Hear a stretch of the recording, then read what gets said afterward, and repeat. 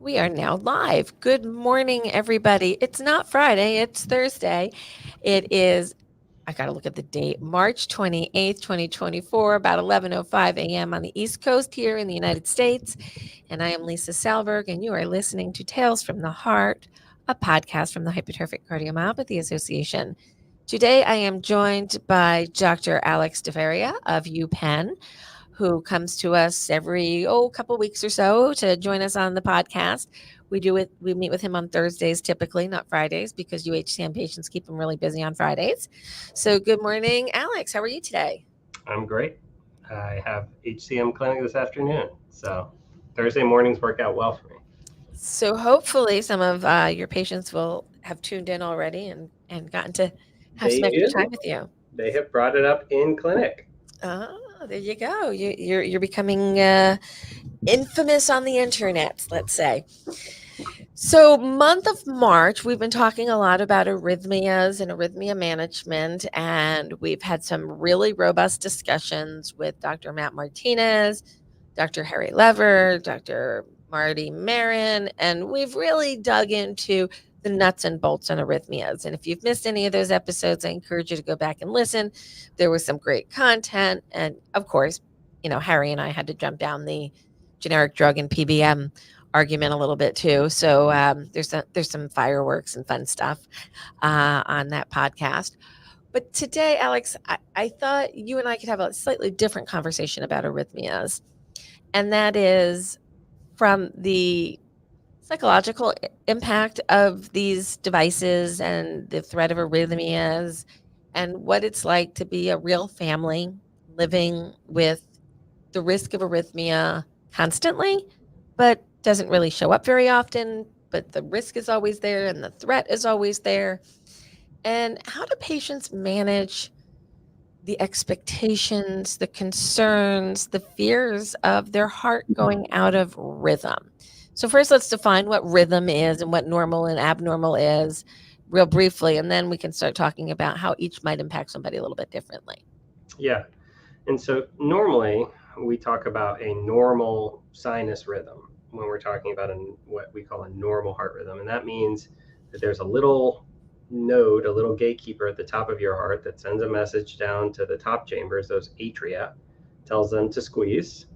And then it makes it down to the second gatekeeper, which then tells the bottom chambers, the ventricles, to squeeze. And so in a normal rhythm, you get the top squeeze and the bottom squeeze. And there's a lot of different kinds of abnormal heart rhythms that can happen. Some affect the top chambers, some affect the bottom chambers, some affect those gatekeepers. So sometimes you can have the top gatekeeper, the sinus node, stop working. That's very uncommon for HCM for that to happen. It can happen with age as you get older. So some of our older HCM patients in their 70s, 80s might run into that, but it's not common for a young HCM patient to have that. And then there's the other node, the middle node, that's called the AV node. That sometimes can stop working too. And then you get something called complete heart block, where the top chambers stop talking to the bottom chambers. And so then the bottom chambers say, well, hey, I'm not going to let you die, but I can't squeeze that fast. So they go about 30 to 40 beats a minute. And most people don't feel very well with that. So that's called complete heart block. Lisa can tell you about. Sorry. And then, getting back to the arrhythmias or abnormal heart rhythms from the chambers, you can have abnormal heart rhythms from the top chambers. The one you hear the most about, the one that we look for a lot, is called atrial fibrillation, where the top chambers they essentially are very erratic electrically. They don't pay attention to that top node anymore. They just say, I'm going to squeeze as fast as I want, as irregular as I want, whenever I want. And that most HCM patients feel really bad in that. And we've talked about AFib in the past on this podcast, but most HCM patients do not tolerate that. And not only that, but it's a risk for having a clot form in your heart and a stroke. So we're always looking for those rhythms. And it has a cousin called atrial flutter, which essentially does the same thing. And then there's abnormal rhythms from the bottom chambers. And those are the ones that we talk about that are sudden death risk. And those are also ones we're looking for. So those are called ventricular tachycardias. And those, interestingly, you can't feel them most of the time unless if they are life-threatening. And that is the rhythm that we look for a lot of times to decide if someone needs a defibrillator. So that's kind of in a nutshell all the rhythms we're thinking about that we're concerned for when we're evaluating you guys in clinic. So let's break some of this down. And I spent the last 3 podcasts on this topic talking very, clinically about the physical, why this happens, what they are, what the rhythms are, what are risk factors. That's all in the other podcasts. But today I want to talk about starting with AFib, the psychological impact of atrial fibrillation in a family. My dad and my sister were both AFib patients. My father was cardioverted 13 or 14 times. This is early 2000s. My sister was always right at the edge of being cardioverted, but the drugs converted her. She would be hospitalized. And it was one of those moments where, like, everybody stopped in the family. So and so's back in the hospital. It's AFib again. It was even so bad that because stress was my dad's trigger for AFib. Stress and chocolate. Your triggers. Can't avoid either of Well, them. there were times where I looked at my father and I went, what's going to happen? He's like, but I want the chocolate cake. And he had the chocolate cake. And then I'd say, look what happened. So, like, it became a family joke, a little odd humor, but it did.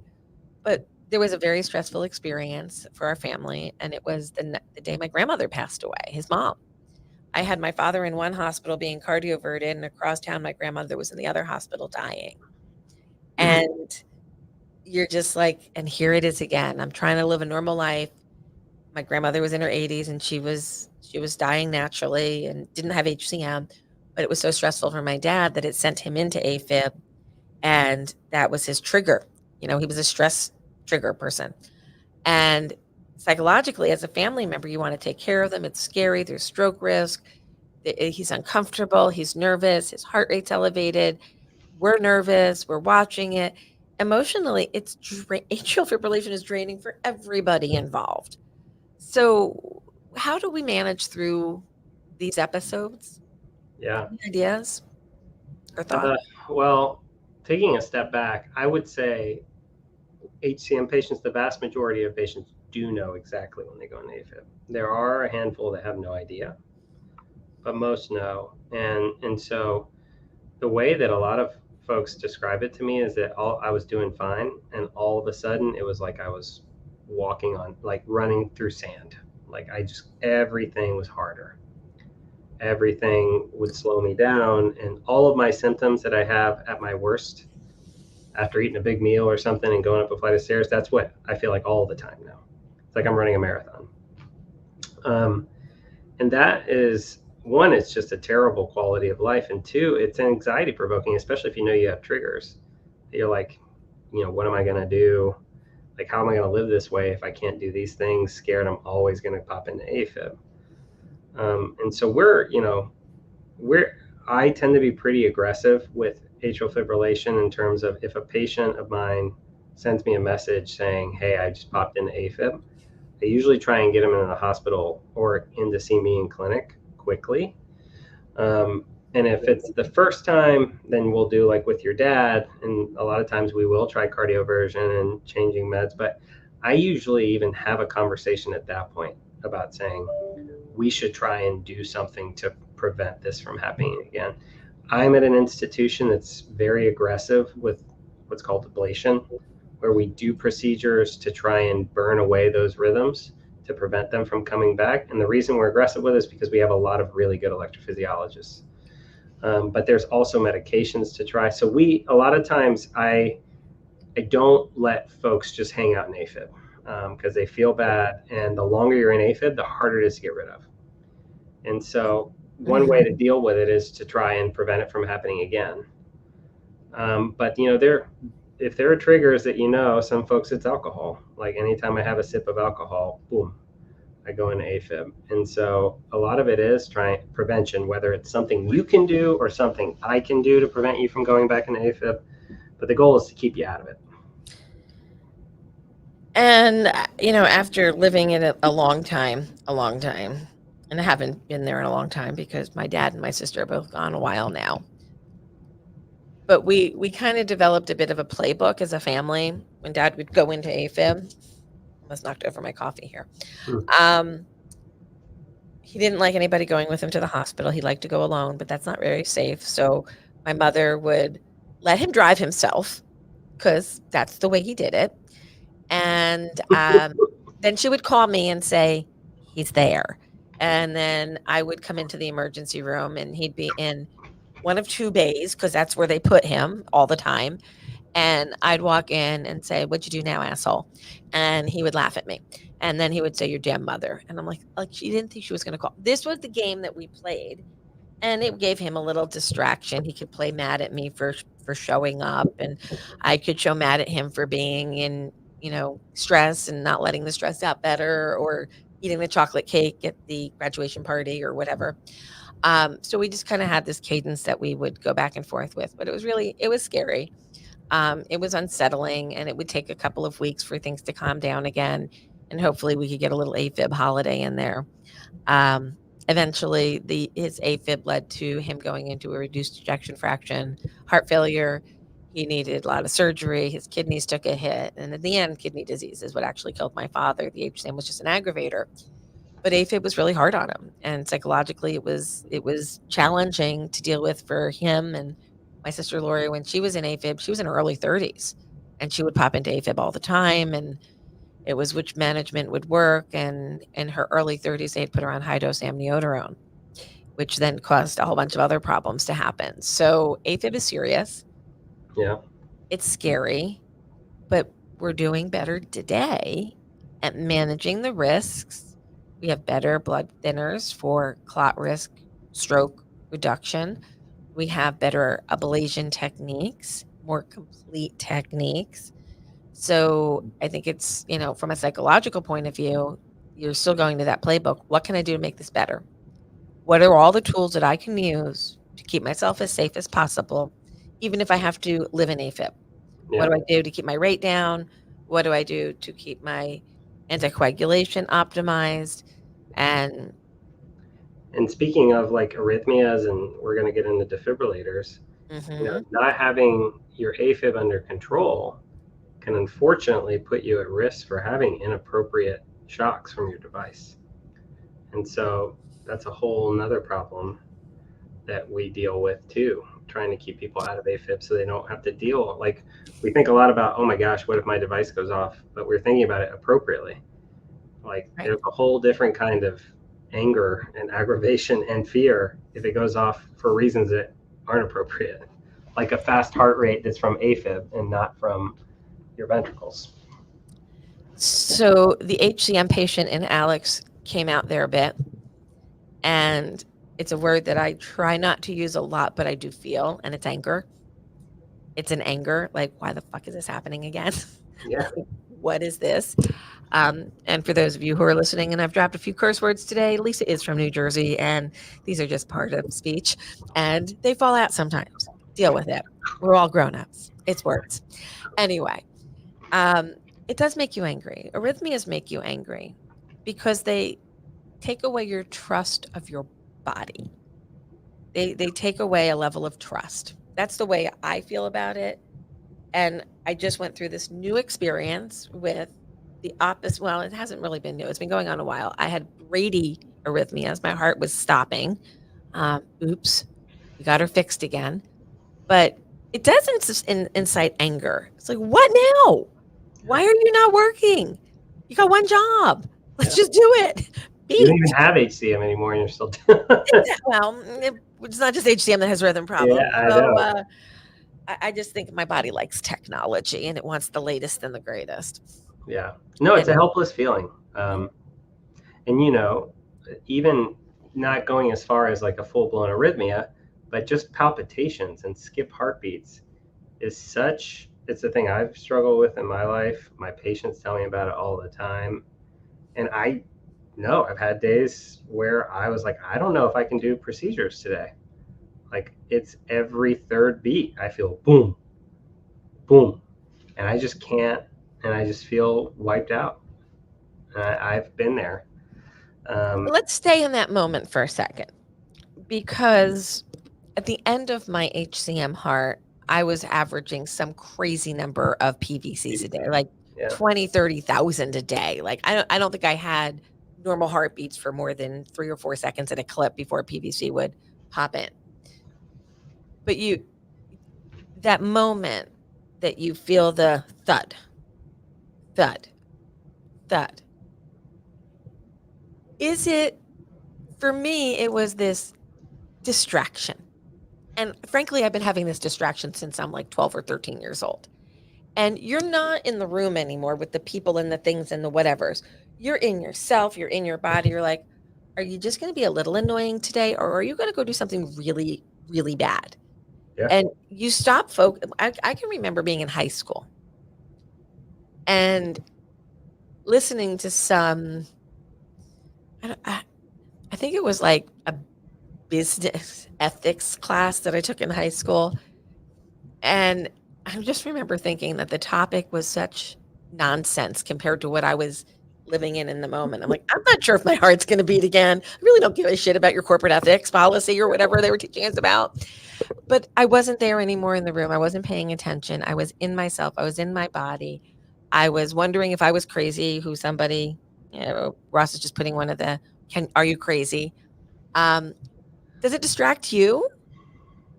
Is it, Yeah, I mean,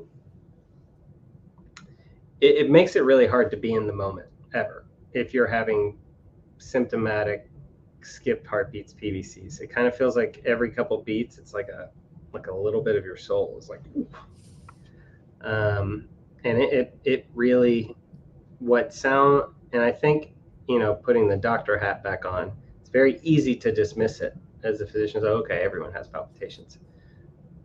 But when, I don't know, and maybe especially if you have obstruction, if you have a palpitation, if you have a PVC, you skip one beat and that allows your heart to fill, but you pause for a while. And then the next beat is just compensating for the last one. And you have even more obstruction with that beat. And you just feel bad. And so, yeah, I've had it. I didn't have it for many years. But then this last year, I don't know if it's work or a baby or what, but I've had a work couple and a of baby and life and HCM? I've had a couple of yeah, I've had a couple of episodes where I'm just like, man, I feel bad today. And then you change dosage of meds, you try and sleep, and then it can get better. But it is a big deal. It's a big deal that shouldn't be dismissed. And there's things that can be done about that too. So if the patients are listening out there and thinking, I guess this is what I keep trying to nail down with my patients, especially on the first visit. It's like, you've been living like this for so long that you think this is normal. And it's kind of retraining your brain to think, I can feel better than this. So there's a tipping point for me that I've seen. It's, they think it's normal, so it's not bothering them. Then when they find out that there's actually something structurally wrong with their heart and they feel it, now they're really worried about it and it's distracting. And they feel every beat. Like the first 2 years after diagnosis, you feel everything, you overanalyze everything, you're in your head a lot. And that's where I think education and grounding and realistic expectations really come into play. Yeah. Yeah. I So mean, the monitors that I do every year for my patients, is part of it is for me. So I know that nothing dangerous is going on. But part of it is for you guys. Because when you hit that button, you say, I feel like shit right now. And I can look at that moment on February 24th at 3 p.m. and say, you know what? You did have skip beats there. And that's why you felt that way. And we can adjust your meds to try and calm that down. That is validating. Or it's also validating if there was nothing there and they're like, okay, I'm not having a heart attack, And so part of it's for you guys too, just as much as it's helpful for me for clinical management. So I remember, I told the story a couple days ago to somebody. I was sitting in my car and my daughter was in gymnastics, which I think we stopped when she was like 8. She's 28 now, so that gives you a timeline. Okay. And 28. I was listening to a conference call because we didn't have Zoom back then or whatever, right? And she was in gymnastics and I was in the car, and I had left the auxiliary on so I could get heat, and I had turned the engine off, but I didn't remember that I turned the engine off because as I was sitting in the car, I felt this rumbling. It was my chest. I was having a lot of palpitations. I Yeah. thought the car was running. So when my daughter got back in the car after gymnastics and I went to turn the car on and leave, like the car was not on already. And I'm like trying to put it in gear and go back. I'm like, the car's off. That's my body moving. Because I was having so many PVCs and it just was so noisy. And I talked to my doctor, and my doctor said at that time, let's try you on a calcium channel blocker on top of your beta blocker. And that was all I needed to smooth out those arrhythmias for many years. And I didn't feel them anymore. And it made me more comfortable, and I was less distracted. So it's about noticing, communicating, and looking for what solutions might be available for you. Yeah. Let's move into the other part of arrhythmias, the bottom chamber arrhythmias, the ventricular tachycardias that can get out of hand and potentially turn into the Mac Daddy, one we try to avoid with everything in our being, and that's ventricular fibrillation. Hmm. Um, so we know, and you can go back to the other podcasts and you can learn all the risk factors. We won't spend a lot of time on that today, but let's talk about the technology of devices and how they've evolved. Yeah. I had a transvenous dual lead chamber, dual chamber pacer defib, and I got my first one in 97. I was 27 years old or so, maybe 28 years old when I got it. But now there's SICDs and newer ones. So why don't you talk a little Yeah. bit about what's going on now? Yeah. So I got my first device down at Emory when I was 21. So that would have been 15 years ago. And at that time, there was the only thing you could really get was a transvenous device. And when I say that, you have a can, which is just the actual bulk of the device. It's literally a can with a lot of technology in it, but essentially a capacitor that can generate a high energy to shock and pace. So all defibrillators can pace. Pacemakers cannot defibrillate. That's a common thing that we go through. So, but the ICD used to have that with wires that go through the veins in your arm down into the right side of your heart. And you can either have one wire, you can have two wires, or you can have three wires, depending on what your clinical situation is. And then a couple years after that, they started making subcutaneous ICDs, which are devices that can sit under the left side of your chest, essentially like under your arm. If your arm is right down, it sits somewhere back in there. Those devices are bigger than the traditional ICDs. So the can sits here and it can be larger. And the wires actually run subcutaneously, so under the skin, outside of the body, outside of the rib cage, and they run in here. And those devices can defibrillate, but they cannot pace, because you can imagine if you tried to pace somebody with that, you'd be trying to shoot electricity through their skin, muscle, bone to the heart every beat to pace them, which would be painful. So we do not pace with that. That's really, and most of our HCM patients don't need pacemakers, and they really need the defibrillator. And so that was an attractive option, because if you can avoid putting wires in the blood vessels, then you will avoid the risk of having complications, like complications in the blood vessels that the wires are running in. God forbid if you were to ever have a bloodstream infection. I actually had a bloodstream infection the year before I got a device. I applied to medical school from a hospital bed at Emory with staph infection. And so I got lucky that I had been a stupid young man and refused to get a device, or else I probably would have had it removed. So in that sense, ignorance is bliss. But that's a complication of having an intravascular device, is that if you ever had a bacteria in your bloodstream, it could latch on to that device, and then you have to remove the device.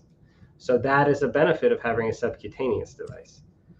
The downsides of the subcutaneous device is you can't pace, And then for some of my patients, especially the apical hypertrophic cardiomyopathy patients, that their EKGs show that funky T wave, those devices don't sense very well and they can get confused. And so a lot of times they don't work well for certain HCM patients. So keep that in mind when you go see your cardiologist and say, oh, you should just get a subcutaneous device, that you will need to be fitted and make sure it's appropriate for you before you get that. And now there's a newer device that it was just FDA approved in the last couple of months. And it's only being implanted at certain centers across the world, of which I think we have 3 of like the 50 electrophysiologists in the world implanting them are here at Penn.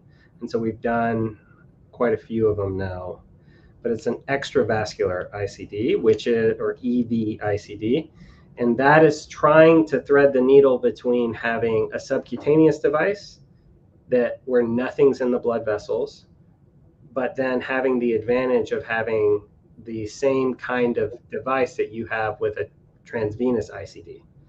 And that the benefits are that you can pace, defibrillate, and the battery life is longer. The battery life on these traditional devices. So I got my device replaced 13 years after I got the first one put in. But I didn't use it. Like somebody better knock on wood or throw salt or some other superstition real quick. When I bring this up, everyone in the room says to knock. But yeah, so it was an insurance policy for me, and that's what it is for a lot of people. And so my battery lasted for a long time, and I got it just replaced 2 years ago, coming up on 2 years now. But the subcutaneous devices, those batteries do not last nearly as long. And so we're still learning with these new devices, but I think that having an extravascular ICD, if they pan out to be as good as they sound like they are, that could be a really good option for our patients that are going to have devices for the rest of their lives, to try and avoid some of the complications. So those are in a nutshell, those are the big devices that we offer right now. So the good news is, within the HCM community, inappropriate shocks are way down. We've gotten really good at programming and assessing and putting settings that aren't too aggressive. So how the device is managed, what ultimate heart rate will it let you go to. We don't get as many inappropriate shocks. They do happen, but they're incredibly rare today. I'd say 20 years ago, it was something that we really needed to talk about because it was happening a bit. Yep. And it still wasn't common, but it was still happening. And it doesn't happen that often today. But if you have a new device going in, and one of our community members is getting a device today, just so happens, the minute you get it put in, you are 100% convinced that it's going off next week. Like, it's going to do its thing. And then the week goes by and it doesn't do it, and 2 weeks go by and it doesn't do it, and 3 weeks go by, and literally maybe it's out of the blue somewhere it happens, or it happens in your sleep and you don't even know it, and it goes off and saves your life. The first time my ICD ever shocked me was the day after I got home from my transplant, and it was in my hand and the wires were still on, and I shocked myself. That was the only time it shocked me. It is on our Facebook channel. It was live in front of a whole bunch of you. Oh my gosh. My poor husband, because I scream and he comes around and he's like, now what did you do? I just got home with a transplant, and I'm like shocking myself. So yeah, that was the first time my ICD ever went off. Wow. And I had like every risk factor known, like family history, massive hypertrophy, end stage presentation, NSVT captured multiple times. And even with all those risk factors, it was just my safety net all the time. So I had a really great relationship with my implantable devices. They were my friends. They were my 24/7 emergency room. And they go off very infrequently. But that threat / protection of the possibility comes in at the worst times, or did for me. Yeah. It did for me. Like I wouldn't think about it, and then all of a sudden you're like, why am I thinking about it? Why did I just start thinking about my device? Why did I just start thinking about this? Yeah. And you're like, oh, something must happen. And then nothing happens, and then you diffuse your anxiety again. Like it's a roller coaster. Yeah. And this is it can be an unpredictable disease. and a humbling disease in the sense that some people can only have one risk factor, and and then they can have an event, and then other people can have everything I never. and not, which makes it challenging when we're deciding who gets these, because there are guidelines, but a lot of times people fall in like a gray zone about who should get it and what they shouldn't. And if you look at certain data, it looks like we put in a lot more defibrillators than our colleagues in Europe do, yet have similar mortality outcomes. I think it's way more complicated than just that paper, but I think even the decision to get a defibrillator is a huge thing. And I recently have sent multiple young people to get them, and it's a big discussion. So let's talk a little bit about, there's the clinical discussion. And we've spent 3 hours of podcasting talking about the statistics and the rationale and the risk factors. But when all of that is pushed aside, and let's say you agree that there's risk as a patient and you agree that you want to be protected, then there's this emotional side. Like, what am I signing up for? And what's this going to cost me? And cost isn't dollars and cents. It's mental time. Yeah. It's thought energy. It's stress energy. There's a lot of different ways to measure cost rather than dollars and cents. But there are the dollars and cents. It's got to be replaced. It's got to be managed. It's got to become part of your budget. And then there's the psychological price, which can be positive and negative. So how do you as a clinician with a device help people through that mental challenge of protection versus risk with a device? Yeah, I mean, I think one part of it is, and this is the patient, I think, in me speaking to this, what people don't realize and don't think about is that sometimes the ICD is the first thing that exposes you as someone with a disease. Like other people with other diseases, it's very obvious that they suffer from it. Most of us with HCM, you have no idea these people have HCM unless you notice they're struggling to get up a flight of stairs or something like that with you. But for a lot of people, this is the first thing. This is the first scar you're going to get. And so this is the first time you're going to get patted, have to walk around the metal detector, and everyone's like, well, why are you doing that? And when I got mine, the millimeter wave detectors in the airport were not there. So it was always getting patted down. And always, you're getting singled out. And so there is an emotional, psychological aspect of this that for a lot of us, you can hide this. And that's the first step to not being able to hide anymore. And that's tough. I had a young dad. He's a little bit older of a dad now. And he wanted to get the device, but he didn't want his sons to know he had a device. So he didn't think that they were old enough to process this, and he didn't want to burden them with the thought.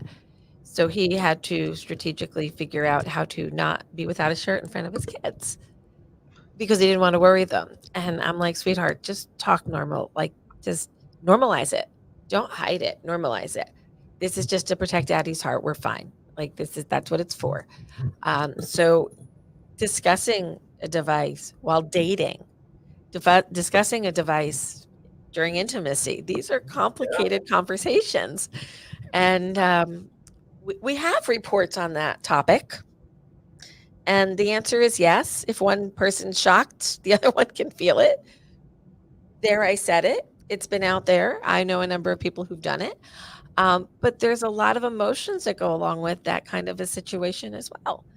And you have to talk about it. Yeah, so acknowledging that is important.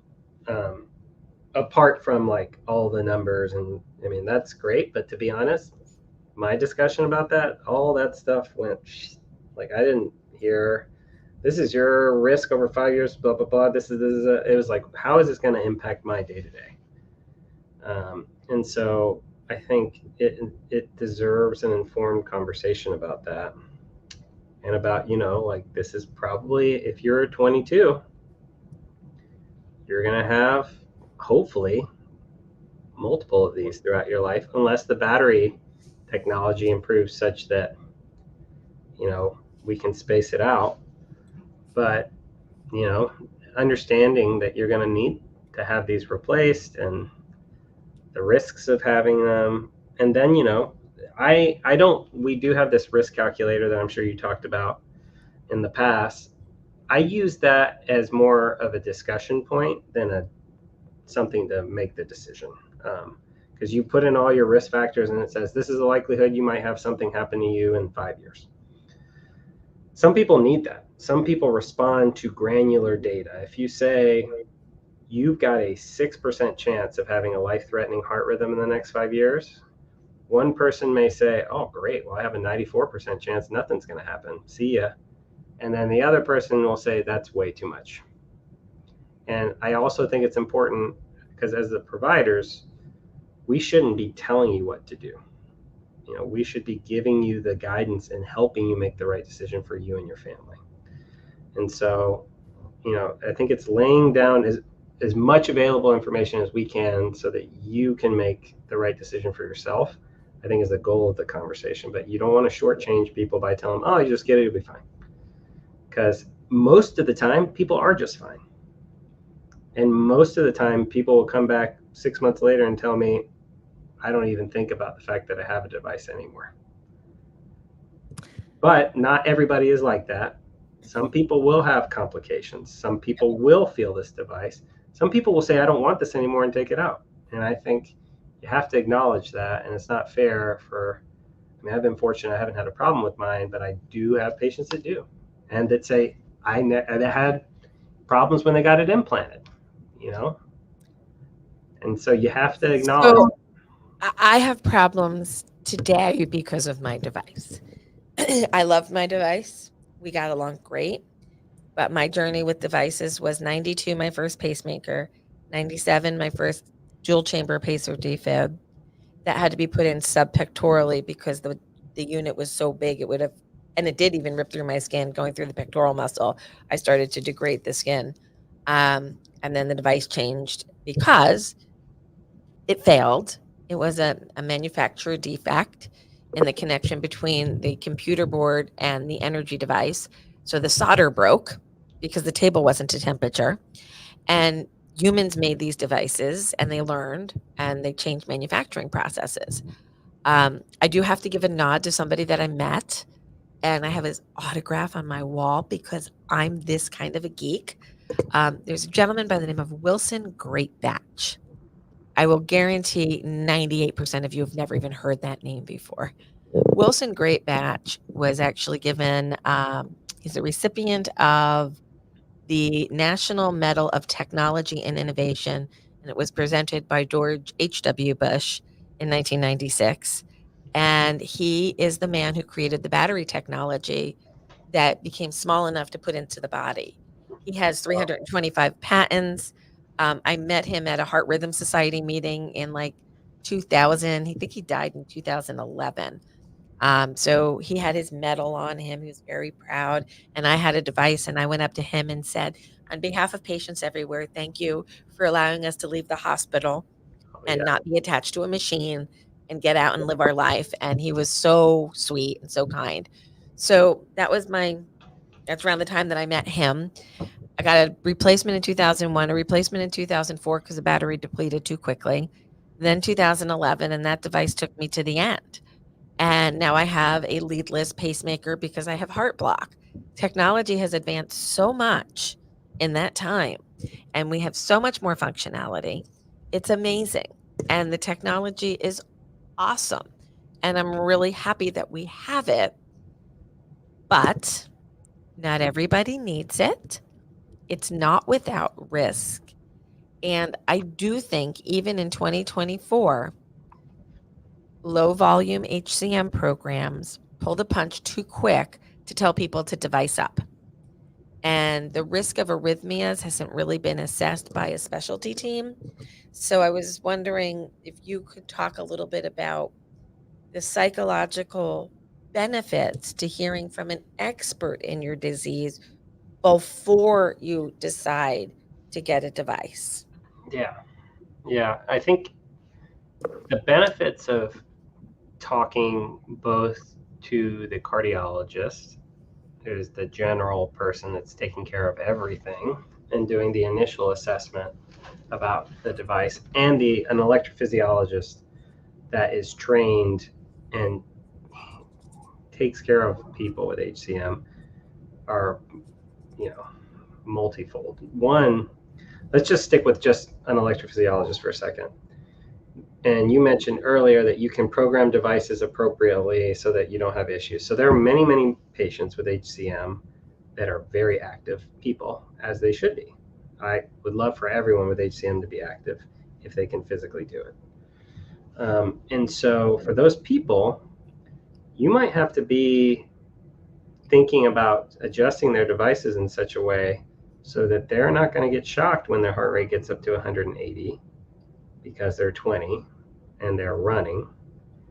Like, you don't want someone that doesn't deal with that to then do settings that would potentially be harmful to people.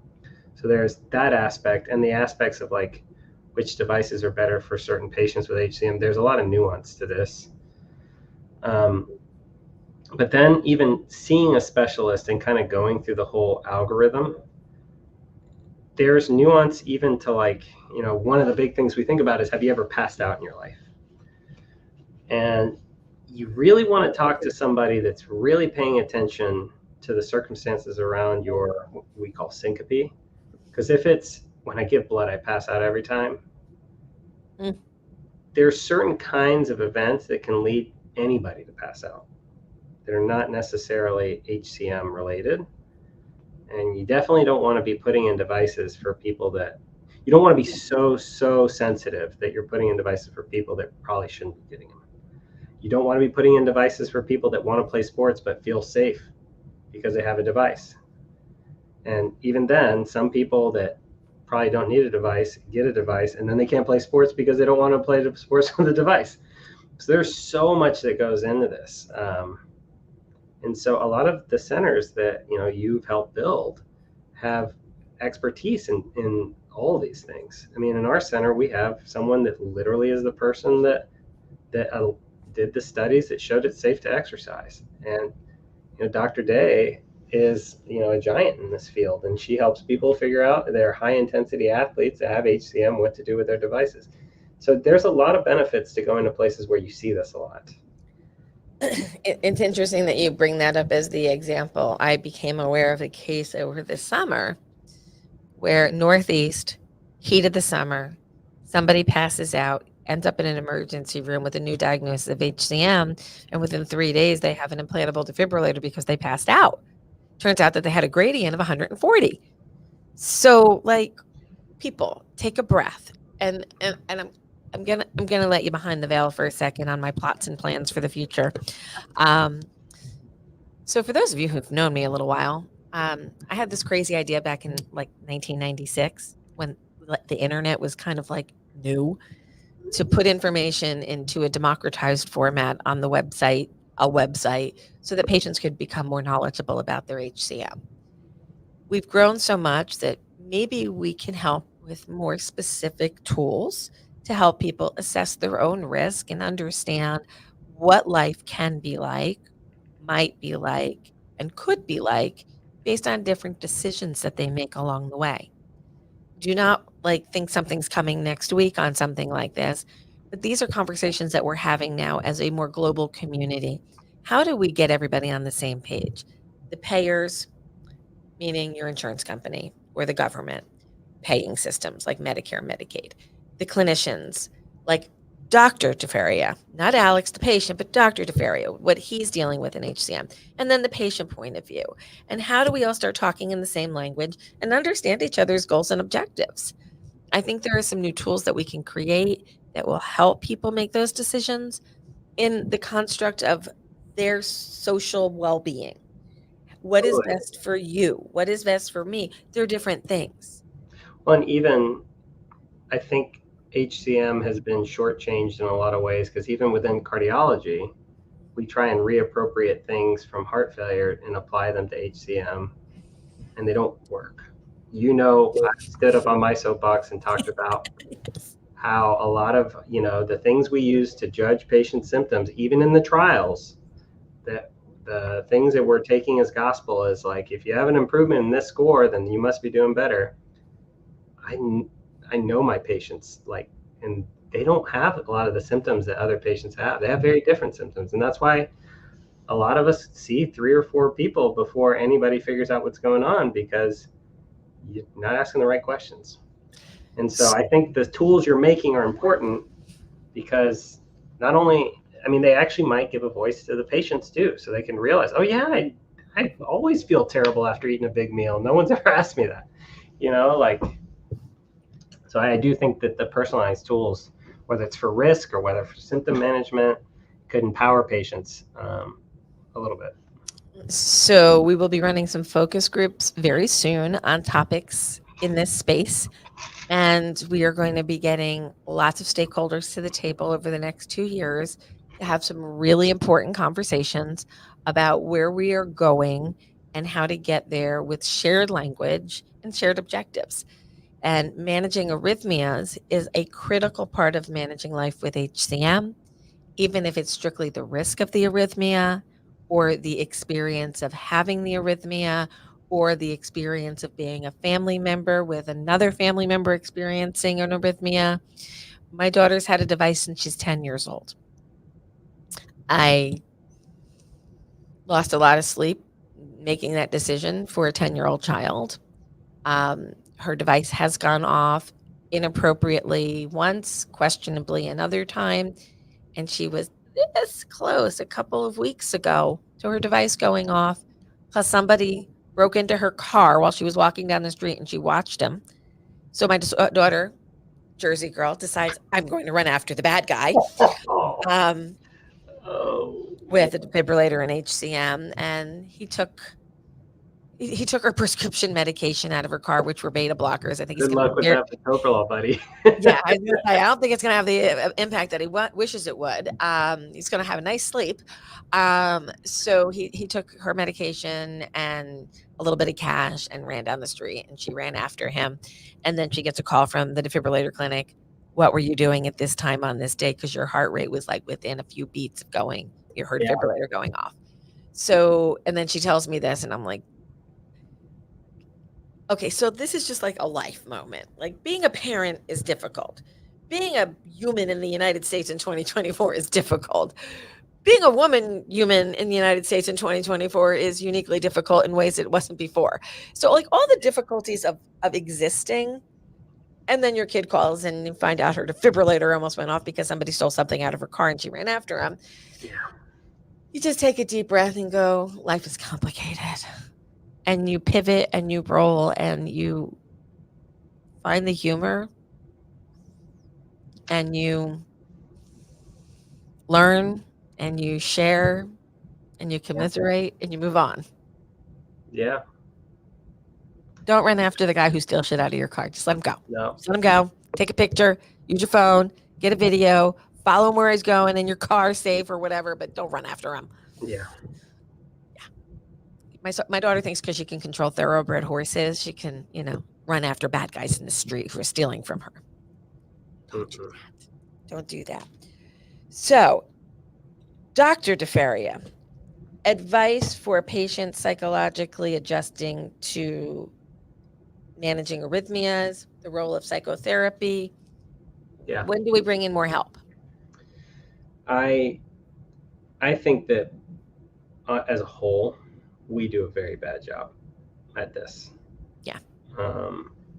When I was a medical student, I started an ICD support group for younger people, because the ICD support group they had was like, I don't know, everyone was like 80. So it's a very, and nothing against, and that's the other thing, you can have the same amount of psychological trauma if you're getting a device when you're 75 as you can when you're 18. So not to dismiss that, but it is a different experience. It is a different life experience. when you're kind of like, if you're a young person that's ever had a myectomy and you're the only person on the floor walking laps that's not over 60, that's a very different experience too. And so, we tried to start something for younger people to talk about the challenges. I don't know if that ever took off because I left Vanderbilt after med school. And it's something that we haven't done here at Penn. And that's probably, and it's something I applauded the Marins for, because when I saw that their clinic was opening up, I saw that that was one of the things that they offer. I haven't had a chance to talk to Marty about how that's kind of worked out since, but I think if you, every clinic should have a resource to get people plugged in to So therapy. we offer the discussion group on life with devices. I'll be speaking it shortly myself. We have a great volunteer running that project for us. We probably need to do more. We need to do more about technology. We need to turn these discussion groups into some training and some resource development as well. We've got the framework. We just need to build it out more. And then each institution needs to commit some resources here. If you get, and I say this with all due respect to the people who built what I'm about to compare us to, the cancer care model is so different than the cardiac care model. And to a cancer, there is a beginning, a middle, and an end, and God willing, a remission and a long life after. It doesn't, the worry doesn't ever completely go away. We understand the lifetime of what if and again and surveillance, but we take care of the whole patient when it comes to cancer. We provide them nutrition, biofeedback, music therapy, pet therapy, lots of ways of coping. We don't do that so well in cardiology. And we need to do better, because a pat on the back and a see you in 6 months or see you in 2 years or see you in 5, depending upon where you are in screening and whatever, um, it's not enough. No. It's not enough. And we hope to fill some of those gaps to ensure that patients feel fully supported through their entire life experience with HCM, deciding to have children, deciding not to have children, deciding how to have children. Yeah. Adoption, surrogacy, naturally, PGD. Yeah. All of these options are out there. The risk of arrhythmia to a mother giving birth, the risk of a father getting excited. And, there's all of this life stuff that goes on while we have HCM. We got to be better at managing the whole thing. And most of the, well, not much, but many of the times, it's multiple people in your family. It's not just you. So then understanding the parent grief and the sibling grief and the son or daughter grief, the grandparent grief, where then you see multiple generations of people below you with it. Yeah. There's, I think support groups are helpful, not for everybody. Some people need one-on-one kind of help, but that's something that I was thinking about this week, about trying to, because I had a patient that could be transitioning towards end stage HCM, which is rare. And a lot of stuff going on. And I had to have a very serious conversation with them. And it was our first meeting, and so that's a big talk. It's a huge talk. So we keep looking for ways that we can support your clinical work with resources. And we added in a pre-transplant discussion group the first Monday of every month. And those are for people who heard the word for the first time and are being told to investigate that line. And we have some people who've been through the entire disease process through transplant that are there to help guide and deal with the emotional unpacking of what does this actually mean, and the unreality of the reality that, wait a minute, you want to do what? You want to get rid of what part of my body and give me another one? It's daunting. It's frightening. It's awesome. It's powerful. And it's not without risk. So we need to help get them through. And much like somebody who doesn't have a lot of symptoms with HCM, but has a high risk factor for sudden death, and they don't feel sick, but they have risk. coming to terms with treating that risk that they don't feel is very difficult. It's very, very difficult because I feel fine. But I say this, and I will use this kind of as a wrap up for this month and this conversation. Of all of the people that I've spoken to in 28, almost 30 years of this, right? Of all of them, the ones who I spoke to who had risk factors and didn't appreciate them because they didn't feel bad and aren't here anymore to talk to us, you don't get a second chance to make some decisions. And that's daunting, just that risk. And I am reminded of a really amazing person. He was a soccer player in the UK, and he had decided to retire because of his HCM diagnosis. And he came to the United States to speak at our meeting. And we talked, and he had a really thick heart. He had at least 2 risk factors for sudden death. And we joked with him like, dude, there's a hospital up the street. There's a bar. They got some Absolute. We'll just put you right here on the bar, wipe you down with some alcohol. We'll go grab a device. We'll put it in right here. And I was half kidding and half not. That was June. The following December, the news broke that he had died, and he had had a cardiac arrest on the field. And he had told me, I will get the ICD after my daughter is born. His daughter was born a week after he died. And there's a cautionary tale. If you have risk factors, take them seriously.